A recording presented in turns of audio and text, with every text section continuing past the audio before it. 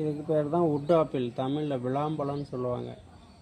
பார்த்துருக்கீங்களா? அது உள்ள ஓப்பன் பண்ணால் இப்படி தான் இருக்கும். ஸோ இதை வந்து பார்த்திங்கன்னா பித்தப்பை வந்து குணமாக்கும். இந்த ராஜ உறுப்புகள்னு சொல்லுவாங்க, கல்லீரல், மண்ணீரல், நுரையீரல், கிட்னி, இது எல்லாமே வந்து பார்த்திங்கன்னா பயங்கரமாக வந்து ஸ்ட்ரென்த்து கொடுக்கும் இந்த பழம். சளியை வந்து சுத்தமாக அகற்றும். இந்த நெஞ்சு சளின்னு சொல்லுவாங்க இல்லைங்களா, நுரையீரலில், அது சுத்தமாக வந்து ரிமூவ் பண்ணும் இந்த விளாம்பழம். கூகுளில் வந்து வுட் ஆப்பிள்னு போடுங்க, அது ரிசல்ட் வரும். இந்த பல்லுலாம் பார்த்திங்கன்னா நல்லா ஸ்ட்ரென்த்தாக இருக்குது, எலும்பு நல்லா ஸ்ட்ராங்காக இருக்கும். இதை வந்து தோலே வந்து ரொம்ப ஸ்ட்ராங்காக இருக்கும், வுட்டு மாதிரி இருக்கும்.